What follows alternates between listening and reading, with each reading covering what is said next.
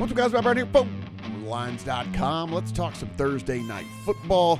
This is going to be the Detroit Lions at the Green Bay Packers. Reminder, everything we do, absolutely free. So go ahead, hit that subscribe button down below. Give us a thumbs up, then let us know in the comment section how you are going to be playing this game. Taking a look here at the lines, you can see now this is being recorded very early on Thursday before the official injury report gets released. So this could change by the time that you see this. But right now the Lions are point and a half favorites. There is a 2 still lingering out there at 365. And we're looking here anywhere from 45 all the way to 46 on the total in this one. You can see, we can scroll over and take a look at where it is at DraftKings. So we are looking at a pretty decent little injury report here. And then fortunately for us, some news came through this morning. So on the Packer side of things, Bakhtiari and Jenkins are still out on the offensive line, as is linebacker Devondre Campbell. Aaron Jones, Christian Watson, Jair Alexander all listed as questionable. On the Lions side of things, we get Vitae is out on the offensive line at right guard. On the offensive line as well for the Lions, Taylor Decker is questionable.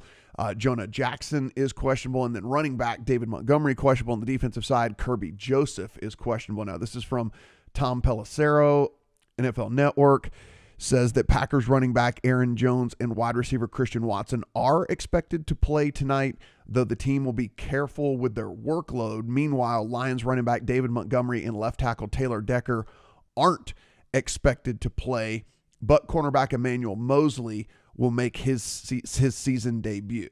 Now, this is, of course, Tom Pelissero is in the know with all of this. So good news for the Packers, bad news for the Lions in this one when it comes to how the injury report is shaking down. I'll scroll down here so you can take a look at this from a matchup perspective.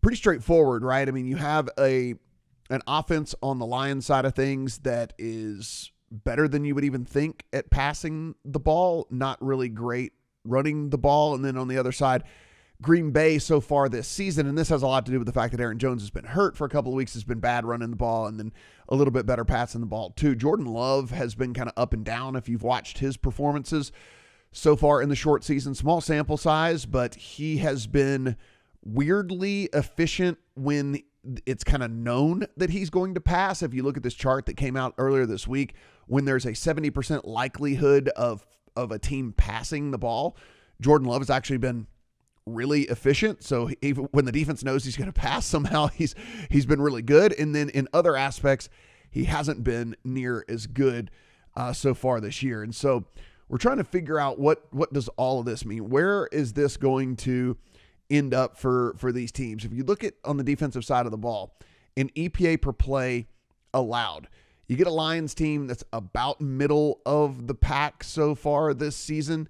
And it's kind of shocking, I think, because everyone just assumes that this Lions defense is just complete garbage. And then the Green Bay Packers actually right below them. So you have the Lions sitting at 13th and you have the Packers sitting at 14th. So both defenses have been pretty good, have been pretty stingy so far this year, which again, is just doesn't seem like what we would expect from all of this. Now, could be made a little bit easier, right? Because you're going to get both offensive lines that are going to be without key pieces. And it's like cluster injury stuff like we talk about. If you're missing more than one from a specific unit, so we already know for sure the Packers are going to be down 2 offensive linemen. And if we believe this report from Pelissero, which again, we have no reason not to, then the Lions are also going to be down 2 starting offensive linemen as well. So we're going to be sitting here looking at 2 different teams trying to help out their quarterbacks with 40% of their offensive line being guys that aren't starters. So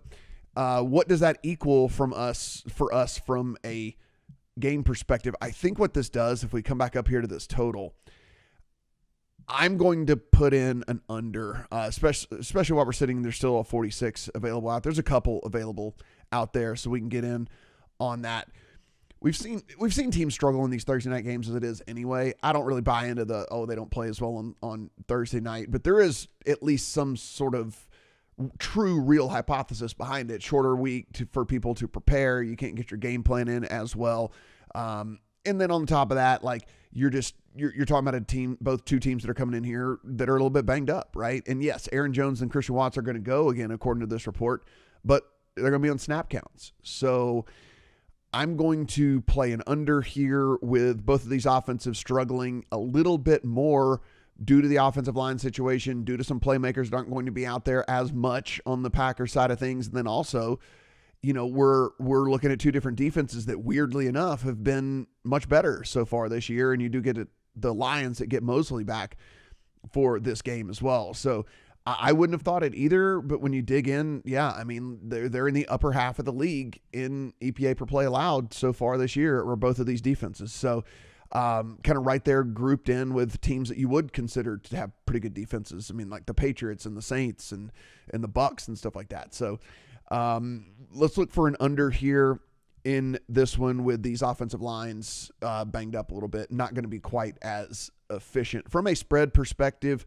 what I did put in the account is if I'm going to play this thing under, and I think that this is going to be a little bit more of a slog than normal, then points matter, right? And so I took the Packers and put them in a teaser into a little bit further into the week with a couple of other teams. So I did take the Packers up to 8 points, taking the 6 points with them. If you take a look, we've got the handy dandy little odds page up here. All you got to do is click odds. You'll be able to see that, and I'll hit the blended here. There are actually a couple of different dance partners here. If you want to put the Packers into a teaser leg this week, you can. If you wanted to do Ravens, I did not do Ravens, but if you wanted to do Ravens, you obviously could take the Ravens up to 8.5. If you wanted to take Tennessee Titans up to 8.5, that would be another dance partner you could do. You see the 1.5 here, so you take the Rams up to 7.5. If you wanted to do that, you could take the Eagles down to 2.5.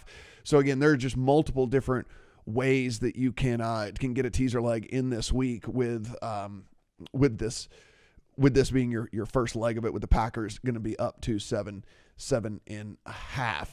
From a prop side of things, and again, if you haven't used this tool over, can't recommend enough, player prop tool, and then it'll pop up, and then all you do is just type in your people right here in all of this.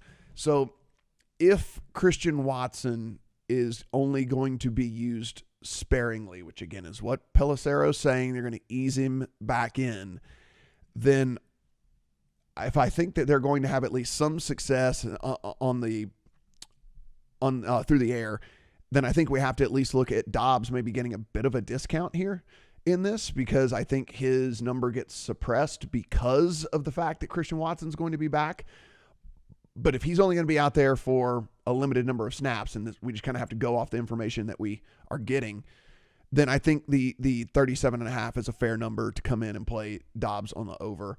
If he's going to continue to kind of act as the de facto wide receiver one until Christian Watson gets fully worked back into the offense here. So this is more of a leap of faith that we believe that Christian Watson is going to be limited and on a pitch count.